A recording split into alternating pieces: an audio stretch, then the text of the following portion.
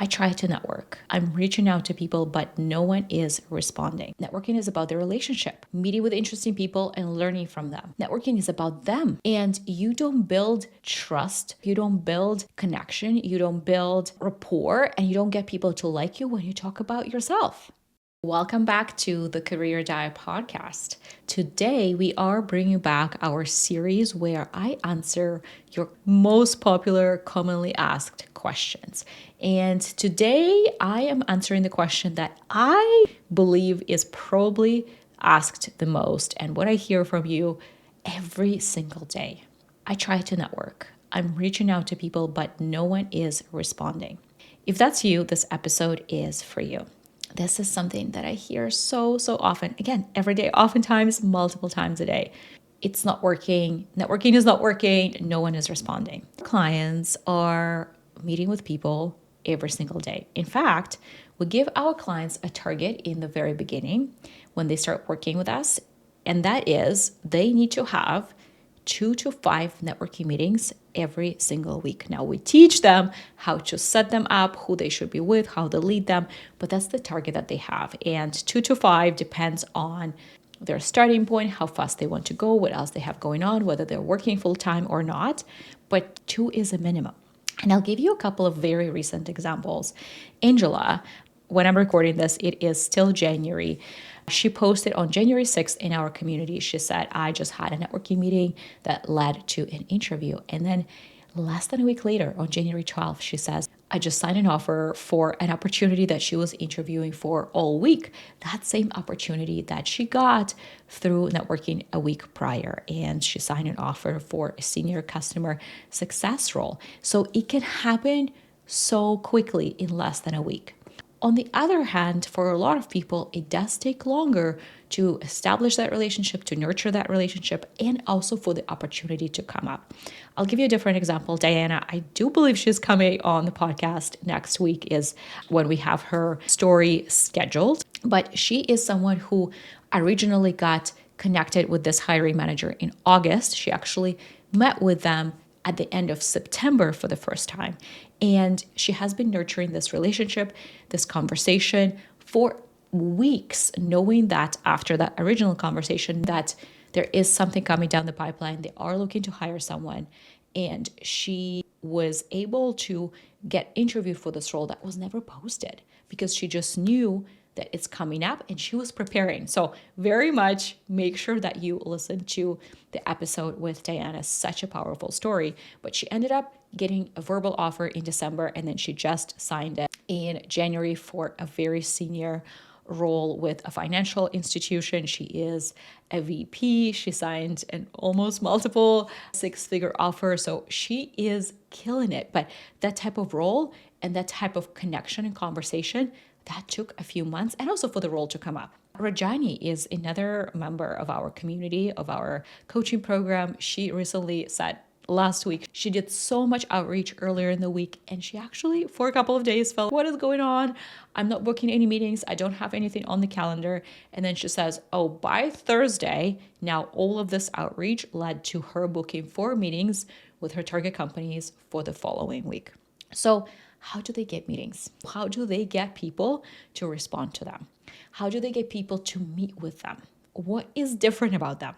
And the reality is that they learn how to reach out. They learn who to reach out. They learn how to follow up. They learn how many people to reach out to. So they learn a lot of that comes with first just even booking those meetings. And by the way, that is something that I teach my clients in excruciating detail in both Network Like a Pro, where it is a course really just focused on networking so that you know how to find people, how to book those meetings, how to reach out so you book those meetings, then how to convert those meetings into advocacy, into offers, into introductions, into referrals, into interviews, and then you really learn what to do in that meeting to create those opportunities because it's never just a chit chat. So I give you all the strategies that I have learned in my years in sales where I was networking with hiring managers for a living. So I teach that in the course Network Like a Pro. I also teach that in excruciating detail. We work very closely on networking as part of the full process in the coaching program, the STAR Candidate. So if that's something that you want to learn, if you just want to focus on networking, start with the course, start with Network Like a Pro and do that right now, today. And at the same time, if you're looking for A to Z support in your job search, then maybe the STAR Candidate program is a better fit for you. We'll link both in the show notes, both Network Like a Pro course and a link to book a call with us if you want to explore the A to Z job search, my signature coaching program. Now, on that note, I do want for us to dive into this topic today, how to assess what is going on, why is no one responding to you right now.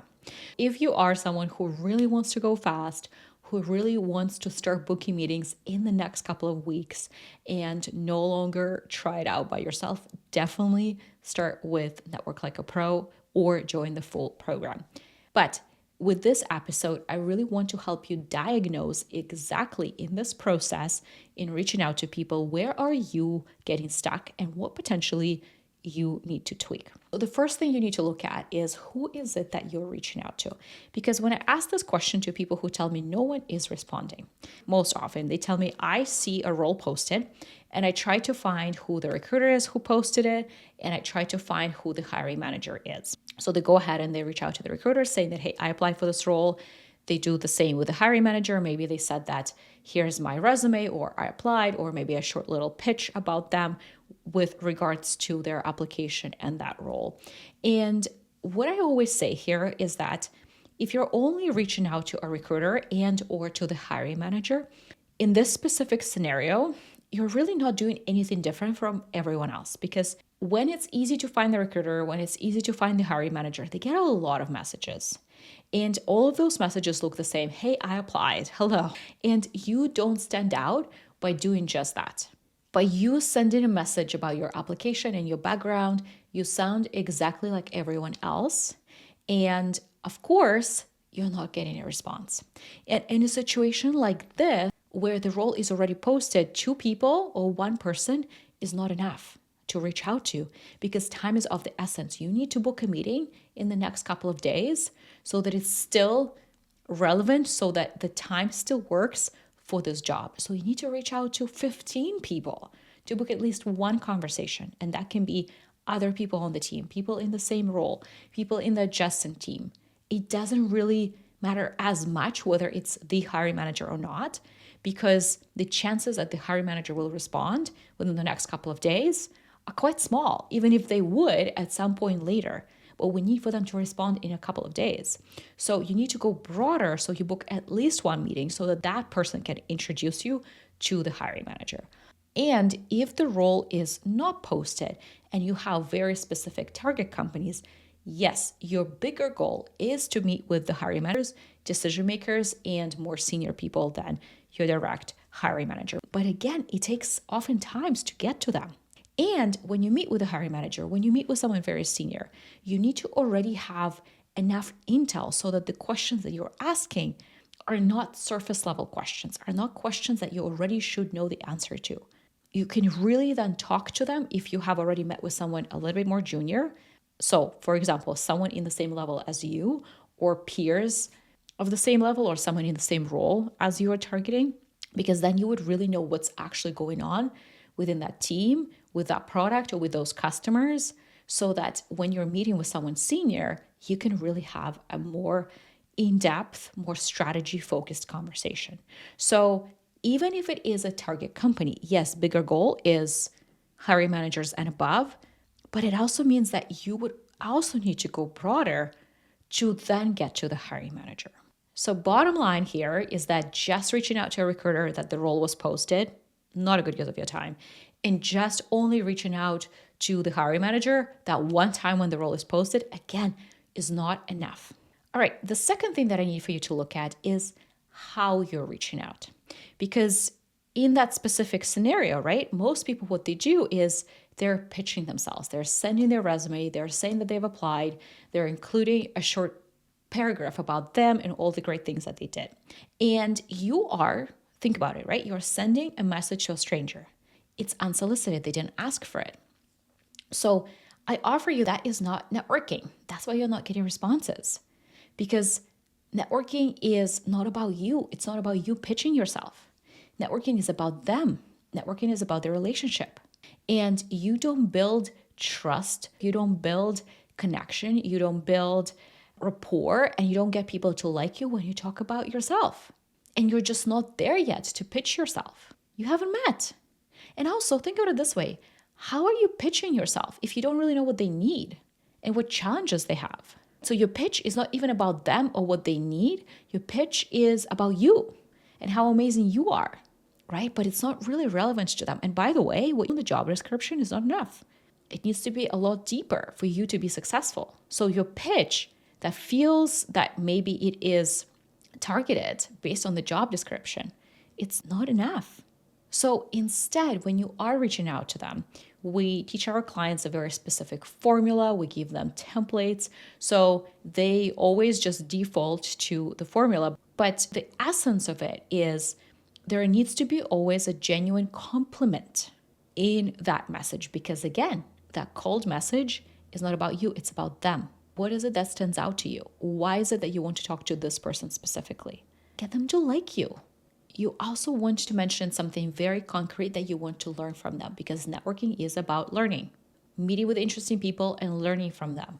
So what is it that you can learn from them, from this specific person, that you can't learn from someone else? When it comes to adding information about you, it's half a sentence. It's not a paragraph. It's not your resume. It's half a sentence. And then you always add a call to action at the end. And your call to action is always to book a meeting. Your default, what you're always looking for, is to book a meeting. That is the number one priority.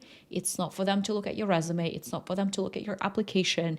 It's not just to connect. It's not to pick their brain. It's to meet with them. It's to book a meeting with them. That's your number one goal. That's why I say our clients' number one priority in job search when they work with us is to have 2 to 5 meetings on their calendar every single week. And finally, the third piece here is how many people you're reaching out to. Because when you reach out to 2 people here and there, right? So whether it's when the role is posted, recruiter, hiring manager, 2 people, or maybe you just in general tried it 3 times and then you gave up because it feels like it's not working. So 2, 3 people, even 10 people is not enough. Because 2, 3, 10 people, it's not a funnel. It is not a funnel. It's not enough people, because not everyone will respond. Not everyone will meet with you. Not everyone will have time right now. Even people who respond, some of them are not available right now. So you need a funnel. You need to think of this as a funnel. 3 people is not a funnel. So you always need to have a funnel of new people, so top of the funnel that you're reaching out to, somewhat leads who maybe already responded to you. Now you're really getting into making sure that the meeting is on the calendar. Then hot leads, it's just like sales. Hot leads are people who you already have confirmed a call with. Maybe you have already had a call with them. So now you know that there is potential introduction, connection, opportunity there. So now it's a hot opportunity. Now it's a hot lead. You really need to start thinking about this as sales. And if you're thinking, okay, I don't have time for this, let me tell you an example of one of our clients who I was just actually celebrating in coaching yesterday. Later on, she is working full time. She has a toddler, so she's a mom, and she is so active with her job search. In fact, she had 2 offers earlier this month after just 2 months of searching. We decided not to go ahead with those offers, so she's continuing her search, but she's so active. To give you an example, who is working full time and has a toddler, this week reached out to 25 people. And she says that she has 2 meetings this week and she's booking more for next week. So if she can do it, if she can be meeting that many people, if she can be doing that level of outreach, you can do it too. Anyone can do it. And the thing with not sticking to 3, it gives you data points on what's working, what's not working. Because with 3, you don't know, okay, is it my messaging? Is it the person? Is it the timing? You have no idea. But when you have 30 people, 50 people, now you know, is my messaging working? Again, you can test your messaging and see and use this as data points. You can work with us and get the proven messaging and proven templates. But either way, 3 or 10 is not enough. And finally, just one message is also not enough. You have to be following up. People are busy. We all are bombarded with so many notifications and messages and emails and work and life. There is just so much that is going on. Our attention spans are so short. Even if someone saw your message, even if they meant to respond, they got distracted by something and they forgot. So you need to be following up with people. Just one message is not enough. So it can look like following up on LinkedIn. It can look like following up via email. Our clients are sending voice messages on LinkedIn. By the way, you can do it through the app specifically. I don't think that the desktop version allows you to do it, but on the app, you can send a voice message. You can send a video on LinkedIn. They record looms. That's what following up at that level is like. And every single time people tell me, I don't know, like, should I follow up? I don't know. I've already sent 2 messages. And then I push them to follow up. And then they come back and say, Anna, you were right. I followed up for the 3rd time and they responded. And now I have a meeting. That's what it takes. It's a funnel. Again, start thinking and treating this as a funnel. Your job search is a funnel. Your job search is selling. All right, friends, I want to finish by this reflection that I want to offer you. If something is not working for you, whether it's your interviews are not converting or no one is responding to you on LinkedIn, instead of getting grumpy that, well, this is not working, and either you're just continuing to do the same thing over and over again while you already know it's not working and you're just getting grumpier and grumpier and more frustrated by the day, or you try it 3 times, realize it's not working, and you just give up. That's not a strategy. That's not how someone senior in their career approaches challenges. Instead, you're looking at, okay, I've tried this 3 times, 5 times, 10 times. Okay, it's not working. Can I find examples of this working for other people? Yes. Okay. So why is it working for others? What are they doing differently? What do I need to do differently? So instead of either getting grumpy and just continuing the same thing over and over again or giving up, just continue to question, okay, this is not working. What is working? Because people are still getting jobs. We had 10 offers in the Start Canada program in January, just in January. And they all were within 1, 2, 4, 5 months. Some people got multiple offers. So it's still happening. So if it's happening, and I'm sure you're also seeing people posting about their new jobs on LinkedIn. If people are still landing jobs, so what are they doing differently? So you need to always ask yourself, okay, what do I need to test? What do I need to iterate? What can I look at? How often, right? So that is something that you always need to be assessing and changing and tweaking and trying. Or yet, if you don't want to try and test and iterate for weeks and months and maybe years, and you want to learn from someone who's done it, that's what we teach in Network Like a Pro course. That's what we teach in the Start Canada program. But either way, start questioning, okay, if it's not working, why is it not working? What can I change? What can I test? What can I do differently? Collect more data. And remember, 3 more people is not enough data. 20, 30 more people, that's data. Okay, collect data, track it, iterate, test. Okay, friends, you got this. I will see you in the next episode.